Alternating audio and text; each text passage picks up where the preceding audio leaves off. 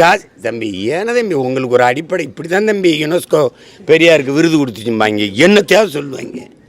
செம்மொழி அதை கொண்டு வந்தது கருணாநிதி தான் அப்படின்னு கட்டம்ப்பா. செம்மொழிக்கும் என் மொழி செம்மொழியாக இருந்துச்சா ஏதோ கடையிலேருந்து வாங்கிட்டு வந்து கொடுத்த மாதிரி பிடிச்சிட்டு இருக்கிற.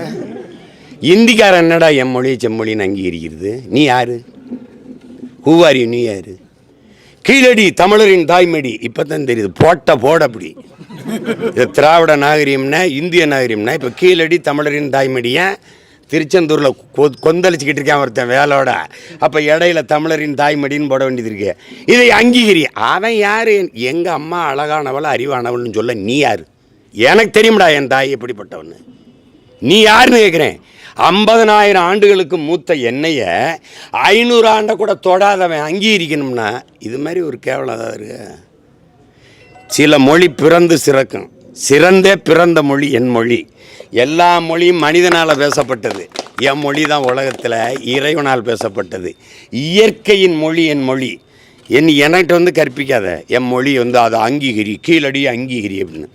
நீங்கள் 2 பேரும் சேர்ந்தாடா தோணின பொருளாக தூக்கி கொண்டு பெங்களூரில் வச்சவன் கீழடியில். தம்பி எங்கேயாவது ஒரு குடியிருப்பு 2 ஏக்கரில் வாழ்ந்த கிராமம் இருக்கா தம்பி? குறைஞ்சது 300-400 ஏக்கரில் கூடி மக்கள் கூட்டமாக வாழுவான். நீ யார் 2 ஏக்கரில் தோண்டிட்டு நிப்பாட்டிட்ட? மீதியெல்லாம் என்னாச்சு? தோண்டுனா என்னுடைய தொன்மம் வெளியில் வரும். அப்போவே தொழிற்சாலை கட்டி வாழ்ந்திருக்கான், கழிவறை கட்டி வாழ்ந்திருக்கான், குளியலறை கட்டி வாழ்ந்திருக்கான், மண் குழாயில் தண்ணீரை கொண்டு போய் சேர்த்துருக்கான். அதெல்லாம் தெரிய வந்துடும்ல.